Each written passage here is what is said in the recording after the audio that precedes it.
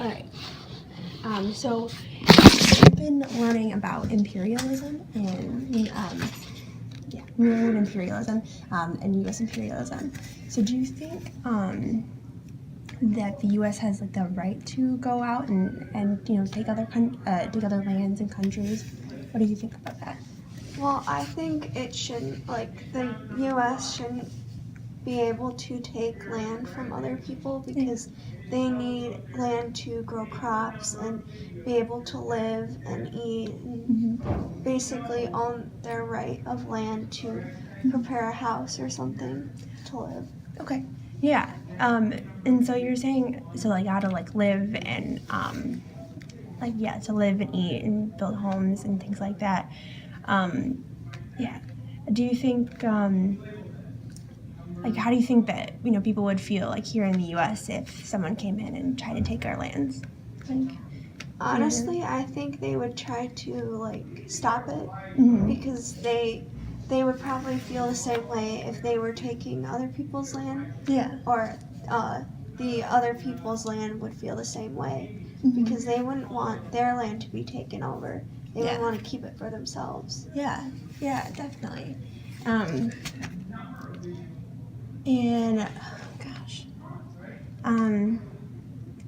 just making some. And do you during that time period, what do you think their U.S.'s reasons were for doing it? I think their reasons were so they can make more money and be able to have more land to grow crops and everything, make the American population greater. Yeah. Cool. Definitely. All right. All right. So we have been learning about U.S. imperialism. Do you mind telling me a little bit about that?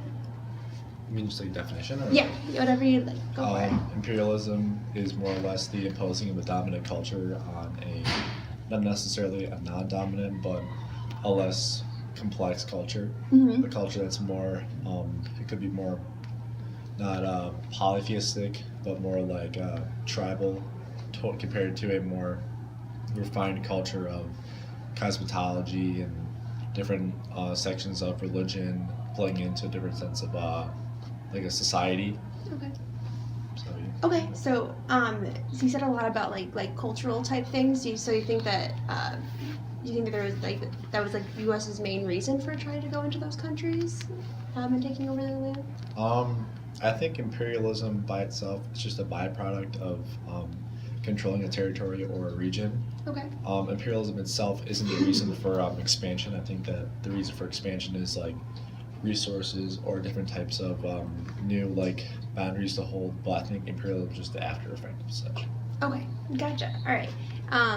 And do you think that the U.S. had the right to be going into all those countries? And I think that can be taken either way through different political parties, but I think the U.S. being such a world power does have the responsibility of putting their input in different countries. And I think with the amount of resources and the amount of expertise we have, I think that as a world power, you do hold that kind of responsibility to do such things, to help out with the different disasters.